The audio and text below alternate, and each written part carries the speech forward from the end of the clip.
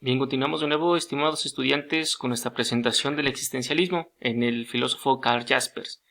Y bien, una de las cosas que nos quedamos es que la ciencia nos aporta datos cuantitativos e inclusive cualitativos de lo que son las cosas que nos rodean en el mundo, en este sistema de cosas.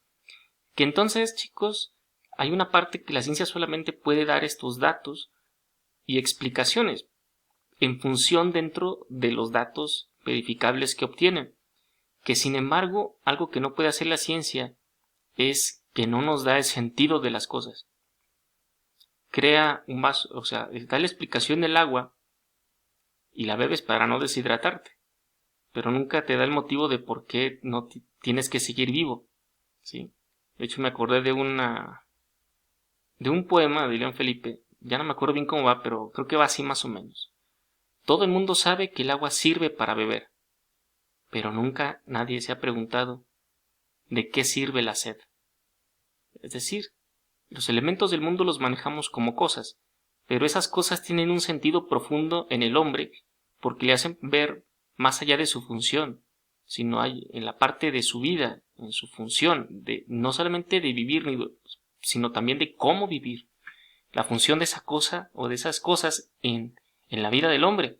Y vida no solamente en cuestión de subsistencia o supervivencia, sino en un mejoramiento, en un estar bien, en un querer estar, ¿no? Y bien, por eso mismo, en esta orientación, curiosamente, la ciencia solamente da explicación de las cosas, y esa parte del primer punto es fundamental, es que la ciencia no da directrices para la vida. Nunca te dice cómo vivir, simplemente te dice, esto es el fenómeno de la fuerza de gravedad, esta es la función de una reacción química, estas son las fórmulas de la física, o esta es la condición atmosférica, pero nunca te dice cómo vivir dentro del mundo. Y esa es la gran pregunta entonces donde también el hombre, aunque tenga todas las necesidades satisfechas y tenga todas las condiciones en el mundo, pues nunca le van a explicar a él cómo vivir o cómo estar en el mundo.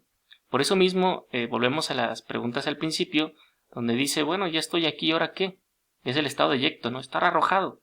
Y esa es la parte importante de la pregunta de la existencia. O sea, ya estoy aquí, ¿qué voy a hacer yo con mi vida? ¿Cómo voy a que este mundo de cosas que me circundan, personas, cosas, historias, estén en mí? Y por eso entonces la ciencia se ve en esa limitación, que a veces los que han querido proponer que la ciencia es la única que puede dar explicación, esa es la parte donde se queda corta. Sí explica las cosas, pero no explica la función de las cosas en el mundo o en las personas. Por eso mismo, en esta parte es donde entra la filosofía, que la filosofía te hace cuestionarte la ubicación de esas cosas y de esas personas y de otras existencias en la tuya. Y por eso entonces la idea es que refiera a un sentido auténtico de cómo vives tu existencia. Que esta es la parte curiosa pues de otros filósofos, por ejemplo de José Ortega y Gasset, que es la autenticidad. O sea, ¿cómo vas a vivir auténticamente tú, tu vida, tu existencia? Y bien, por eso chicos, la investigación científica, si bien arroja muchos datos buenos, maravillosos, que sin ellos no pudiéramos haber conseguido el desarrollo de nuestra sociedad, pero pues también queda del otro lado pues la parte de cómo vamos a darle explicación o la aceptación de esas cosas para nosotros. Por eso la limitación fuerte de que la ciencia es incapaz de demostrar la necesidad de la existencia. O sea, ¿por qué no puede hacerlo? No tiene los elementos constitutivos, tiene datos, pero no puede decir, por esto tienes que existir. No, o sea, el detalle de la existencia va más allá, y es donde la ciencia necesita dialogar entonces tanto con la filosofía como la teología. Por eso mismo Jaspers califica de ciencia como labor de orientación del mundo, porque si bien la orienta a través de su conocimiento de los datos, la sistematiza, la ordena, la trata de comprender, pero no puede dar el sentido del mundo. Cada quien le da el sentido al mundo, y por eso entonces allí empieza la idea de la pregunta por la existencia. Este mundo lo llama omniabarcable porque pues, la ciencia pretende conocerlo todo. Esa es la idea de las ciencias en general. ¿Pero por qué orientación? Bueno, porque no se puede conocer todo. Y quiero poner un ejemplo muy absurdo. Esta etapa, si yo quiero estudiar la parte frontal y la que alcanzo a ver, la que puedo ver, y describo esa parte, siempre habrá en el ser una parte que yo no alcance a ver. O sea, esta parte interna yo no la puedo conocer si no la exploro. Y he de decir, bueno, antes le doy la vuelta. Sí, pero mientras estoy estudiando esta parte que estaba velada hace un momento, puede ser que esta parte que ya había estudiado previamente cambie. Y así todo este movimiento de conocer las cosas nos quiere detallar que siempre va a haber algo que se nos esconde. Siempre va a haber algo que no vamos a poder ver con claridad. O que omitamos ese elemento dentro de la investigación. Por eso que sea orientación, porque la ciencia no puede llegar, afortunadamente, porque eso nos da un hambre de saber, a un conocimiento conclusivo. Podemos llegar a un dato, pero no podemos cerrarnos a que ese dato sea así para siempre. Esa es la idea, ¿no? Encontrar leyes que nos permitan la regularidad. Pero también si encontramos cosas que contradicen en el futuro a lo que nosotros habíamos afirmado como tal, pues eso implica que vamos a reescribir la situación de forma diferente. Por eso que llamamos inconcluso, porque el ser y la totalidad, o sea, como ya les comentaba creo en el semestre anterior, la totalidad es más que la suma de sus partes. ¿Por qué? Voy a poner un ejemplo un poquito sádico. Supongamos que tenemos un conejito y para estudiarlo tenemos que partirlo en pedacitos. Pero desgraciadamente para estudiar al conejito tuvimos que arrebatarle la vida. Y después no es que significa que lo vas a volver a armar y va a seguir funcionando. ¿Por qué? Porque tiene una vida, tiene un sistema, tiene un fin. Por eso el todo es más que la suma de sus partes, porque aisladamente lo podemos entender, lo podemos analizar, pero como tal, el conejito tiene otra función más que solamente ser datos de estudio, al igual que las personas, al igual que la atmósfera y el sol, o sea, tienen más cosas. Por eso la idea siempre nos remite a una dimensión que, ¿cómo decirlo?, nos hace ver la grandeza de las cosas, pero también la grandeza de nuestras propias existencias. Por lo tanto, chicos, la ciencia eso no lo puede otorgar. No porque no quiera, es que no tiene los contenidos para hacerlo. Es por eso que la filosofía les va a dar y nos da pues esta capacidad de que nosotros podamos cuestionar esa situación y no quedarnos solamente con los puros datos. ¿Sí? Por eso el ser o el absoluto, el ser dentro del mundo, todos los seres, y el absoluto, chicos, le vamos a llamar nosotros Dios. Otros le pueden llamar energía, pero nosotros como creyentes le llamamos Dios. Siempre está más allá de la ciencia. ¿Sí? Es la parte del misterio que la ciencia no puede comprender. Y que el hombre, aunque quiera comprenderlo tampoco, pero le da un sentido. Es la que permite darle un sentido. Por eso, no podemos solamente quedarnos con el dato cerrado y objetivo solamente. Hay que manejarlo bien. Pero regularmente la mayoría de los que manejan bien esos datos de hecho y objetivos, pues van a tener esta orientación para abrirse al mundo de una forma más trascendente. ¿Sí? De hecho, fíjense curiosamente, y esto sí hay que como que clarificarlo, la gente que estudia mucho, pero le estudia bien, raramente no te va a escuchar. O sea, te va a escuchar, a lo mejor no puede estar de acuerdo en tu opinión, pero te escucha. ¿Por qué? Porque sabe que hay más cosas que otro puede saber que uno no. Y está en esa capacidad de diálogo, ¿por qué?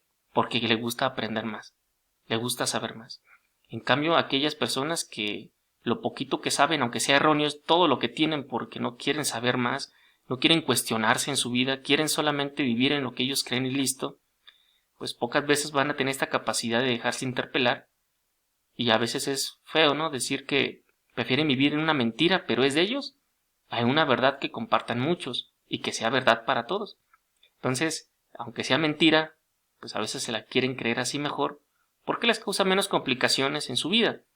Y entonces por eso, chicos, la idea del existencialismo y de la filosofía es que te puedas conocer más, conocer el mundo que te circunda y conocer más esta parte de que es necesario o importante el cuestionamiento por cómo vives tú tu existencia de forma auténtica. Y en esa parte, chicos, por eso el título de la inobjetividad de la existencia. No porque no sea objetiva, ¿no? Obviamente si te veo y existes ahí no puedo negar que no estés, ¿no? Sino que la objetividad es que no se puede manejar como un objeto de estudio.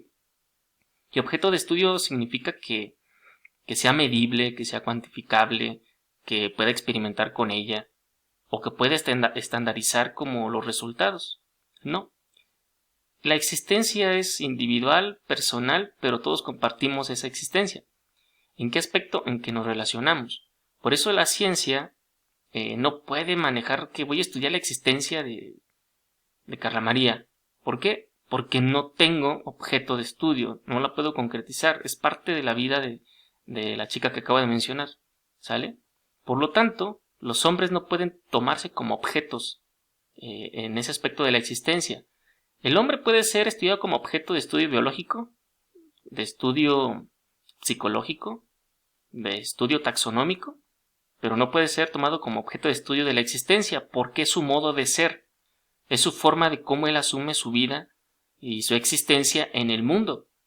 Y cada quien, chicos, somos diferentes y por lo tanto todos asumimos el mundo de forma diferente, todos tenemos una existencia de forma diferente, porque existimos de formas diferentes. Por eso no se puede ser un objeto de estudio. Y en ese aspecto pudiéramos tomar esta parte como algo muy chido, o sea, somos únicos. Y nuestra singularidad nos hace que seamos irrepetibles y que por eso que seamos una riqueza para el mundo más que una carga. Aunque bueno, ya nuestras acciones pues posiblemente hagan carga para unos, se hagan ligereza para otros, seamos un milagro para el mundo o más bien nos convirtamos a veces por nuestros actos como en algo que el mundo pudiera desear más de nosotros. Por lo tanto, chicos, como les decía, la existencia no puede ser un objeto del hombre, sino es su realidad y su modo de ser. En esta parte, por eso mismo, yo creo que así como el hombre y la mujer se puede enojar, pero no nació enojada, o sea, se enoja como una respuesta al externo. Esta parte, chicos, es muy curiosa, porque no podemos remitir que nuestros actos sí van determinando, no, van orientando de cierta manera nuestra vida. Lo que decidamos nos va definiendo poco a poco, pero las equivocaciones o nuestras decisiones no nos definen completamente, nos dan dando orientación. No porque alguien que beba alcohol todos los días se diga soy alcohólico, no, o sea, porque el alcohol nunca formó parte de tu existencia. Tú decidiste tomarlo y eso se hizo parte de tu construirte. Pero así como lo hiciste parte de tu construcción, también lo puedes dejar. ¿Sí? Por eso digamos que la existencia por eso es una decisión. Por eso la persona que decide es la parte fundamental de esta construcción. ¿Sí? Pero si existes, entonces tus actos te pueden ir definiendo y te pueden ir objetivando. Pero ante todo, chicos, la realidad es que la existencia es la que te da la capacidad de tu realidad. Tú existes en una realidad concreta y es en esa realidad donde tú te vas a desenvolver y vas a generar tu ser. Y por eso, chicos, es importantísimo y este tema es bien, bien profundo, porque si realmente quisieras entenderte a ti, pues hay que hacer un ejercicio de reflexión. Pero eso lo vamos a continuar ahorita en el siguiente video.